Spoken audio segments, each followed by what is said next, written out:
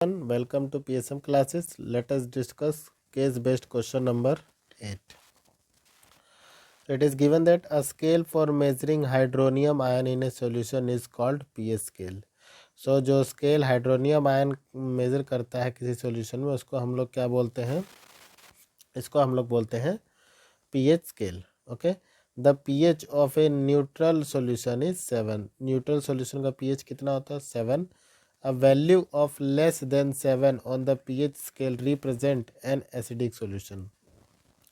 So अगर pH scale पे जो वैल्यू है वो लेस देन 7 है तो इस कंडीशन में जो सॉल्यूशन होगा वो कैसा होगा? एसिडिक होगा. As the pH value increases from 7 to 14. अगर 7 से 14 के बीच में है hydroxide ion concentration in solution, so इसमें क्या होगा कि हाइड्रोक्साइड आयन कंसनट्रेशन इंक्रीज करेगा और सॉल्यूशन जो है वो बेसिक होगा. क्लियर है? एक pH स्केल आपको इसमें रिप्रेजेंट किया गया है और इससे रिलेटेड जो है कुछ क्वेश्चंस हमसे पूछे गए हैं. चलिए क्वेश्चंस देखते हैं. What is the pH range of human body? So अगर ह्यूमन बॉडी की हम pH रेंज की बात करते हैं तो pH range of human body is 7 to 7.8. अगर ह्यूमन बॉडी में ब्लड का pH वैल्यू की हम बात करते हैं तो ये रेंज करता है 7.35 to 7.45. ठीक है ना? इसकी रेंज थोड़ी सी स्मॉल होती है. तो ब्लड की pH रेंज क्या है? 7.35 to 7.45 और जो ह्यूमन बॉडी है उसकी pH रेंज होती है 7 to 7.8. क्लियर है?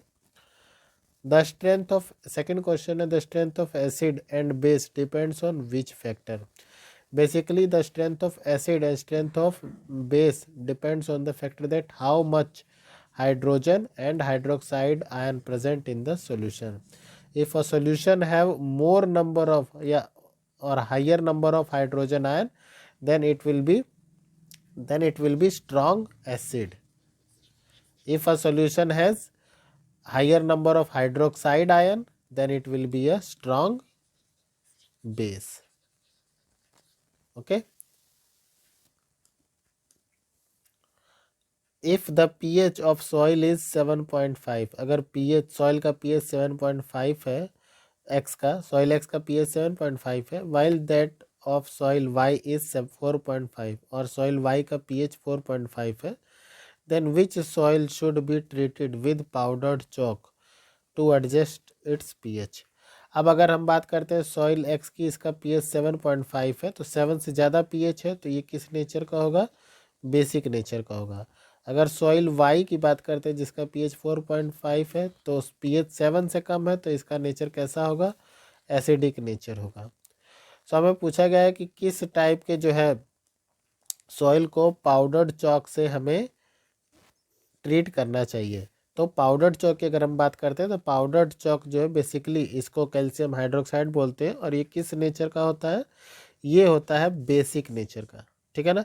तो अगर हमें जो है न्यूट्रलाइज करना है, ठीक है ना, अगर हमें सॉइल को न्यूट्रलाइज करना है क्योंकि हमें पता है कि लिविंग ऑर्गेनिज्म की जो रेंज है वो बहुत कम होती है. जैसे क्रॉप अगर हमें कोई लगाना है तो हमें जो सॉइल का जो pH है वो 7 रखना पड़ता है.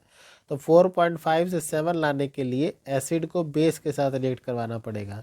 तो पाउडर्ड चॉक से किसको ट्रीट करना पड़ेगा? सॉइल वाई को. सॉइल वाई को पाउडर चॉक के साथ ट्रीट करेंगे तो एसिड बेस की रिएक्शन में यहाँ पे न्यूट्रलाइजेशन रिएक्शन होगी. क्लियर है? और सॉइल का जो pH है वो फिर से नॉर्मल हो जाएगा. कितना? 7. चलिए लास्ट क्वेश्चन पे आते हैं. Tooth decay start when the pH of mouth is lower than which pH? So सबसे पहले आंसर देख लेते हैं. इसका जो आंसर होगा वो होगा 5.5. ठीक है? सो जब pH जो है 5.5 से लेस होता है तो टूथ डीके स्टार्ट हो जाता है.